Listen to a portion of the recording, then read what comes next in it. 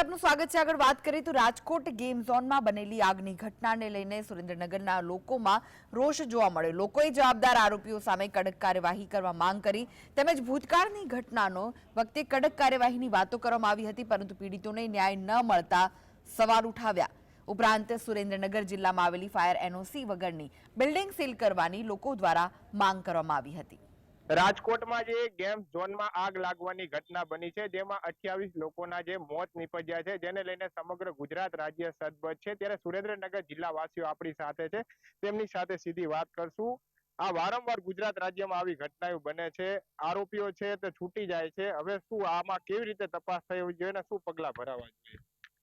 હવે અત્યારે જે આ ગુજરાતની અંદર જે અત્યારે સિસ્ટમ જે ચાલી રહી છે, અત્યારે આપણે માની ત્યાં સુધી એટલી ઘોર ખોદાઈ ગઈ છે સિસ્ટમમાં કે વારંવાર આવડા મોટા બનાવ બની રહ્યા છે। જે બાળકો જે સુરતનું તક્ષશિલા હોય કે બરોડાનું હિરણ નદી હોય કે મોરબી પુલ હોય કે રાજકોટનો ગેમિંગ ઝોન હોય, વારંવાર આવડા મોટા બનાવ બને છતાં પણ મોટા મોટા જે રાક્ષસો છે આરોપી ક્યારેય એને હજી સુધી સજા આ સરકાર નથી આપી શકી।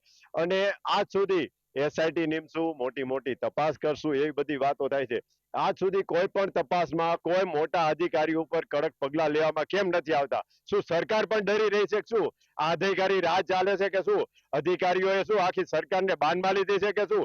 પબ્લિકના વોટથી ચૂંટાયેલા આગેવાનો કેમ આ રાજકીય આગેવાનો અધિકારીઓ ઉપર કડક પગલા લેવામાં નપુસંગ બની ગયા છે?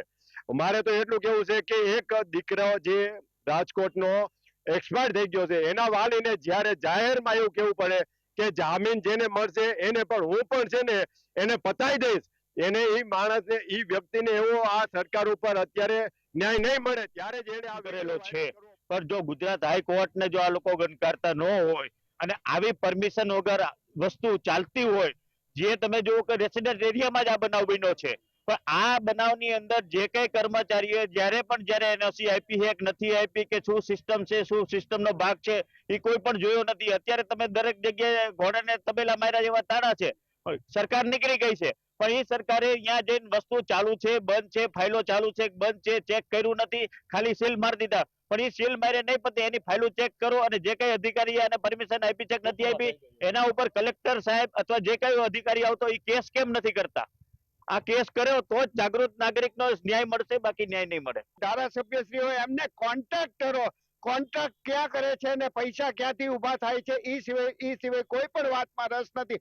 આગામી સમયમાં આગ લાગે અને આગ ઓલવાય કે ન ઓલવાય, લોકોના બાળકો મરી જાય કે ન મરી જાય, એમાં આ લોકોને કોઈ પણ જાતની ચિંતા નથી। ખરેખર જો આ જાગૃત હોય તો આ જે કલેક્ટર ઓફિસની જે સિસ્ટમ બંધ છે, બહુમાળી ભવનની જે સિસ્ટમ બંધ છે, એના અધિકારીઓ પર કાયદેસર કાર્યવાહી કરી એક નમૂનો આજે લોકો વચ્ચે મૂકવો જોઈએ અને લોકોને જાગૃત કરવા જોઈએ। ફાંસીની સજા આના માટે ઓછી કહેવાય એવું અમારું માનવું છે। દર વખતે છૂટી જતા હોય છે